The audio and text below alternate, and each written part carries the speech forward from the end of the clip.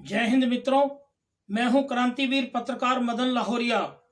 कड़वी सच्चाई कार्यक्रम में चर्चा बुलंद है कि मानवता भी रो पड़ी, मानवता भी रो पड़ी। ऑक्सीजन की भारी कमी से कर्नाटक, गोवा एवं आंध्र प्रदेश में बहुत बड़ी संख्या में हुई मौतें। मित्रों, इस वीडियो को अंत तक पूरा देखें। अमूमन कई लोग केवल कुछ ही मिनटों की देख करके छोड़ देते हैं। समाज के प्रति जागरूक होने की सोच रखते हुए है हर वीडियो को पूरा देखने का प्रयास करें। इस वीडियो में एक जबरदस्त सनसनीखेज खुलासा किया जा रहा है। गोवा मेडिकल कॉलेज एंड अस्पताल में 1 मई 2021 से 12 मई के बीच मात्र 12 दिनों में 417 मरीजों की मौत कोरोना से हुई, जिसमें मात्र 5 दिनों में ऑक्सीजन की कमी से 83 मरीजों ने अपनी जान गंवाई। ऑक्सीजन की कमी से गोवा में 13 मरीजों की मौत हुई। कर्नाटक के चामराजानगर के जिला अस्पताल में 36 मरीजों की मौत ऑक्सीजन की कमी से हुई। चेन्नई के सरकारी चेंगापलाऊ मेडिकल कॉलेज एंड अस्पताल में 13 मरीजों की मौत ऑक्सीजन की कमी से हुई। आंध्र प्रदेश के अनंतपुर के सरकारी अस्पताल में 11 मरीजों की मौत एवं कुर्नूल के निजी अस्पताल में 5 मरीजों की मौत एवं तिरुपति के रुइया गवर्नमेंट अस्पताल के आईसीयू में 11 मरीजों की मौत ऑक्सीजन की कमी से हुई। मित्रों, इन प्रदेशों में यानी कि कर्नाटक, गोवा और आंध्र प्रदेश के जैसे प्रदेशों में कुल 159 मरीजों की मौत ऑक्सीजन की कमी से हुई। ऑक्सीजन की भारी कमी के चलते मरीजों ने तड़फ कर जान दे दी। मरीजों के रिकॉर्ड से भी छेड़छाड़ की गई, यानी कि जो उनका रिकॉर्ड था अस्पतालों में वो भी खुर्द-बुर्द किया गया, ताकि जो ऑक्सीजन की कमी से और ज्यादा संभावित मौतें हुई हैं उनका सही रिकॉर्ड जो है वो संज्ञान में ना आ सके। कर्नाटक हाई कोर्ट के जजों के एक पैनल ने ऑक्सीजन की भारी कमी पर कड़ा संज्ञान लिया। यहां तक आप देखो कि कर्नाटक हाई कोर्ट को भी संज्ञान लेना पड़ा ऑक्सीजन की भारी कमी से। इन प्रदेशों में जब भारतीय जनता पार्टी की सरकार रही, कर्नाटक और गोवा जैसे प्रदेश में 5 दिन में 83 मरीजों की ऑक्सीजन की कमी से मौत हुई। तो बताओ कि ये कितनी बड़ी भारतीय सरकार की, बीजेपी सरकार की, मोदी सरकार की लापरवाही हुई कि जो आम जनता से छिपाई गई। इसी प्रकार हरिद्वार के एक अस्पताल के द्वारा 65 मरीजों की मौत छिपाई गई, यानी कि उत्तराखंड में भी भारतीय जनता पार्टी की सरकार, और वहां पे हरिद्वार में एक अस्पताल ने 65 मरीजों की मौत को ही छुपा दिया, उसका आंकड़ा ही नहीं दिया सरकार कहीं भी जनता के सामने। अस्पतालों में धूल फांक रहे हैं वेंटिलेटर। अब एक और मामला निकल के आया कि जो हमारे वेंटिलेटर है वो अस्पतालों में धूल फांक रहे हैं। उत्तर प्रदेश के काफी जिलों के सरकारी अस्पतालों में वेंटिलेटर लगाने का एक्सपर्ट स्टाफ ही नहीं था, यानी कि जब कोरोना महामारी का पीरियड चल रहा था, लोग चारों तरफ तड़प के मर रहे थे, तो उत्तर प्रदेश के अधिकांश जिलों में वेंटिलेटर लगाने का जिला अस्पतालों में, सरकारी अस्पतालों में स्टाफ ही नहीं था। यह है योगी सरकार, यानी कि ये निचोड़ निकला के भारतीय जनता पार्टी की सरकार गोवा में, भारतीय जनता पार्टी की सरकार कर्नाटक में, भारतीय जनता पार्टी की सरकार आपका उत्तराखंड में और भारतीय जनता पार्टी की सरकार उत्तर प्रदेश में। इन सभी जगहों पे जबरदस्त लापरवाही की गई। कोरोना में हजारों की संख्या में तड़फ के मरीज मरे भारतीय जनता पार्टी की सरकारों के राज्य में। तो ये बात बिल्कुल साबित करती है कि ये जो लिपापोती कर रहे हैं, ये झूठे आंकड़े दे रहे हैं और तड़फ तड़फ के जो मरीज मरे हैं, आपके गोवा में भारतीय जनता पार्टी की सरकार, उत्तराखंड में भारतीय जनता पार्टी की सरकार, कर्नाटक में भारतीय जनता पार्टी की सरकार, उत्तर प्रदेश में भारतीय जनता पार्टी की सरकार, और यहीं पर सबसे ज्यादा ऑक्सीजन की कमी से मौतें हुई हैं। और उत्तर प्रदेश के जो वहां वेंटिलेटर लगाने का एक्सपर्ट स्टाफ नहीं था, उत्तराखंड में 183 वेंटिलेटर का उपयोग नहीं किया गया। जरा सुनो मित्रों कि उत्तराखंड में जब भारतीय जनता पार्टी की सरकार थी, वहां 183 वेंटिलेटर का उपयोग ही नहीं किया गया। बिहार में भी भारतीय जनता पार्टी समर्थित नीतीश कुमार की सरकार, वहां पे बिहार में 250 वेंटिलेटर यानी 250 वेंटिलेटर बंद पड़े थे। बिहार में 250 वेंटिलेटर बंद पड़े थे। और झारखंड जैसे प्रदेश में भी, झारखंड में 520 वेंटिलेटर डिब्बों में बंद पड़े थे। तो बंधुओं, एक बात ये देखें कि इतनी बड़ी लापरवाही, तो ये जो सही मायने में इन सारी मौतों पे मानवता भी रो पड़ी, यानी कि ये इंसानियत का भी कत्ल कर गए। यानी जो मानव धर्म कहलाया है, भारतीय जनता पार्टी ने मानव धर्म भी नहीं निभाया। तो अब हमारी एक छोटी सी हमने एक जो पीड़ित एक इंसान रहा है किसी अस्पताल में, उसके मन की वेदना पे हम घटना बता रहे हैं। एक अस्पताल में कोरोना से जबरदस्त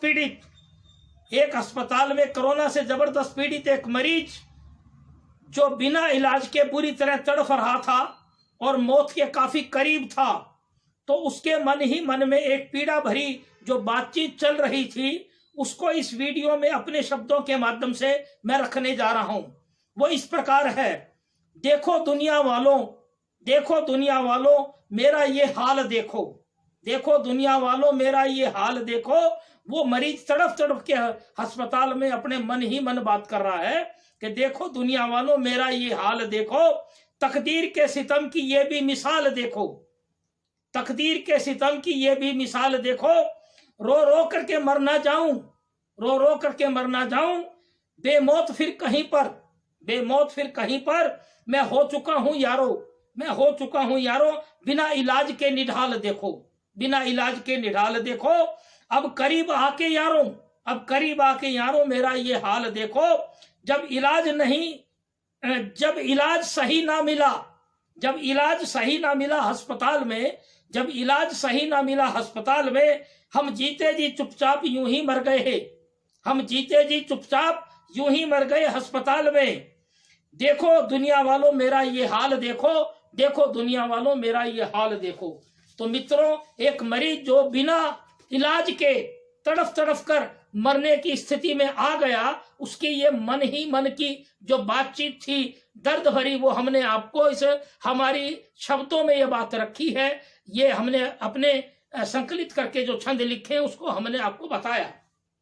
अब इस बात पर विस्तार से हम चर्चा कर रहे हैं हमारी इस वीडियो के अंदर कि आज जो मानवता है वो पूरे भारत में क्यों रोई। इंसानियत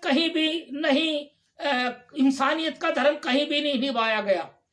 पिछले दिनों हमने कई वीडियो चलाई, इससे पहले भी हमने जो वीडियो चलाई कि अपने हुए पराए, यानी कि जो कोरोना से संबंधित जो भिन्न भिन्न भारत के प्रदेशों के अंदर लापरवाही बरती गई और हजारों लाखों की संख्या में जो आज ये झूठे आंकड़ों का खेल खेला जा रहा है। जो भारत की केंद्रीय सरकार के सरकारी आंकड़े जो मौतों के 4 लाख के करीबन बताए जा रहे हैं, परंतु वो टोटल 20 लाख के करीबन मौतें हुई हैं। भारतीय सरकार, मोदी सरकार छुपा रही है जनता से। दूसरी एक बात, यहाँ एक गंभीर प्रश्न और खड़ा होता है। मैं हमारे सभी दर्शकों से और जनता से, हमारे इस चैनल LML जनता के माध्यम से पूछना चाहता हूं कि जब ये सारी बातें खुल के चली आ रही हैं प्रदेशों के वाइज, ये प्रदेश सारे पढ़े लिखे प्रदेश हैं, कर्नाटक जैसे, वहां जब कुल 159 लोगों की मौत 3 प्रदेशों में ऑक्सीजन की भारी कमी से हुई, जहां की बड़ा भारी विकास और बड़े भारी मेडिकल स्ट्रक्चर, बड़े भारी अस्पताल, तो ये क्या है? ये जो लोग मरे हैं लाखों की संख्या में, इनकी आत्माएं क्या संतुष्ट हुई है? पहली बात तो मैं इसी बात पे चर्चा कर लेता हूं कि मानवता क्यों रो रही है कि ये अपने आप को हिंदू धर्म के प्रवक्ता कहने वाले भारतीय जनता पार्टी के लोग क्या इन बातों को भूल गए? यानी कि उन लोगों का मतलब जो ये भारतीय जनता पार्टी के लोग हैं, इनके बारे में ये चर्चाएं हैं, जो हमारे प्रधानमंत्री बैठे हैं, जो हमारे हरियाणा प्रदेश के मुख्यमंत्री बैठे हैं, और देश के जो प्रधानमंत्री हैं वो बगैर घरस्थ जीवन के हैं। वेदों और शास्त्रों के अंदर जो वर्णित है, ना ही तो हमारे देश के प्रधानमंत्री को श्राद्ध की क्रिया का पता, ना ही पितर देवताओं की क्रियाओं का पता। ये बात करते हैं हिंदू धर्म की ठेकेदारी की। सारा साल वेद पुराणों में भी वर्णित है कि जो व्यक्ति मरता है, मृत आत्माओं की पूरा रीति रिवाज से संस्कार करके पिंडदान दिया जाता है, ताकि वो जाने वाली आत्मा संतुष्ट हो और उस परिवार को तंग ना करे, और उस परिवार की श्रद्धा है उसमें, और वो परिवार जाते वक्त उस आत्मा की पूरी संस्कार और रीति रिवाज से काम करे, ताकि उस आत्मा की मुक्ति हो जाए। ये हिंदू धर्म के ठेकेदार जो कहने वाले सारा साल दूसरे धर्मों पे पत्थर मारते हैं, आज मैं ये पूरा खुले दिल से जनता से बात रखना चाह रहा हूं कि जनता इस भारत देश की जनता अपनी आंखें खोले कि ये जो प्रधानमंत्री बैठा है बगैर घरस्थ के, इसको ना तो श्राद्ध का पता, ना पितर देवताओं का पता, ना पितरलोक का पता इसको, क्योंकि हमारे वेद पुराण तो इसने पढ़े नहीं, घर से निकला प्रचारक बन गया। मैं पूछना चाहता हूं पूरे देश के प्रचारक वर्ग से, आरएसएस के, क्योंकि मैं स्वयं आरएसएस का कर्मठ कार्यकर्ता रहा हूं, परंतु आरएसएस की नीतियों के जो देखते हुए पिछले 20 वर्षों से स्वतंत्र विचारक हूं और स्वतंत्र पत्रकार हूं। क्योंकि इन प्रचारकों ने कभी भी कोई रामायण गीता नहीं पढ़ी, ये केवल जनता को पढ़ाने के लिए मंचों से बैठते हैं।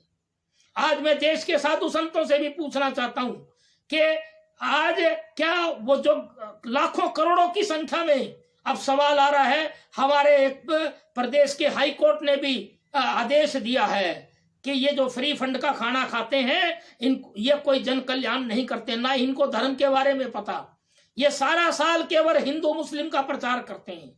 आप जितने साधु संत देश के लाखों करोड़ों, उन्होंने केवल हिंदू मुस्लिम में लगा दिए। मैं पूछना चाहता हूं देश की जनता से, ऐसा ये जो लाखों की संख्या में साधु ये क्या कल्याण करते हैं? ये हराम की रोटी खाते हैं, हमें ये कहने में कोई गुरेज नहीं है। और हिंदुस्तान के एक प्रदेश की हाई कोर्ट ने अभी आदेश दिया है कि जितने भी ये भिखमंगे और जितने साधु हैं, ये भी काम करके खाना खाएं। ये जितनी भी एनजीओ बनी हुई है फर्जी, ये भारत के सनातन धर्म का बेड़ा गर्क कर रही हैं, और हमारे रीति रिवाज और जो हमारे कोरोना में लोग मरे हैं उनकी आत्माओं को संतुष्टि नहीं हुई, क्योंकि हमारे देश के मुखिया बगैर घरस्थ के हैं। वेदों में लिखा है कि रंडवे भंडवे जहां शासन करते हैं जिस देश पे, उस देश के अंदर दुर्भिक्ष काल और बड़े बड़े संकट आते हैं। ये हम नहीं कहते, ये भारत के वेद पुराण कहते हैं। और पूरा मृत्यु का प्रसंग हमारे गरुड़ पुराण में आता है। महाभारत जब युद्ध हुआ और उसके बाद जब लाखों योद्धा मारे गए, तो उसके बाद उनका पिंडदान हुआ था। मैं पूछना चाहता हूं प्रधानमंत्री से और आरएसएस के चीफ इंडिया के मोहन भागवत से कि ये जो लोग मरे हैं, जिनकी आत्माएं भटक रही हैं, बेमौत जो मारे गए हैं, उनके बारे में आपने सोचा? कभी नहीं सोचा। आपने तो केवल अपने हिंदू मुस्लिम और जो धर्म की संज्ञा ही बदल दी, हमारे सनातन धर्म को हिंदू शब्द दे दिया। और आज आप गलत बयानबाजी करके हैं, और अभी आज के समाचार पत्रों में एक और आरएसएस के चीफ मोहन भागवत ने बेहुदा बयान दिया। मैं पूछना चाहता हूं उनसे कि वो कम से कम डीएनए की संज्ञा तो बता दे देश की जनता को, जो कहते हैं कि भारत में सभी लोगों का डीएनए एक है। एक तरफ तो उनकी सारी टीमें मुस्लिमों के खिलाफ सारा साल गलत प्रचार करती हैं, मॉब लिंचिंग करती हैं, और लाखों लोग उन्होंने हिंदू मुस्लिम झगड़ों में मरवाए। ये दोगलापना मोहन भागवत जी बंद करें, नरेंद्र मोदी जी प्रधानमंत्री जी आप दोगलापना बंद करें। और हरियाणा प्रदेश के मुख्यमंत्री से भी यह बात कहना चाह रहा हूं कि दोगलापना कहीं चलेगा नहीं।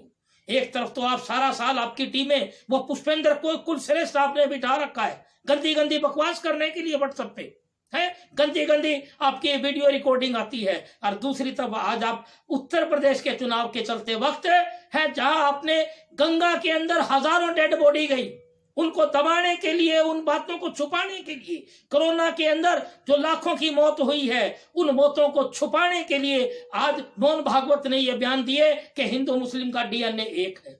शर्म से डूब मरे मोहन भागवत, आरएसएस की पूरी टीम है कि आप ये दोगलापना कर रहे हैं। एक तरफ आप कहते हैं कि हम वोट की राजनीति नहीं करते, खुलेआम चुनाव में आपके प्रचारक काम करते हैं। ये दावे से मेरे पास हजारों प्रमाण है। अगर किसी भी आरएसएस के किसी भी भाजपा नेता ने प्रमाण लेने हैं, खुलेआम आरएसएस के प्रचारक, विश्व हिंदू परिषद के वर्कर, बजरंग दल के वर्कर राजनीतिक चुनाव में काम करते हैं।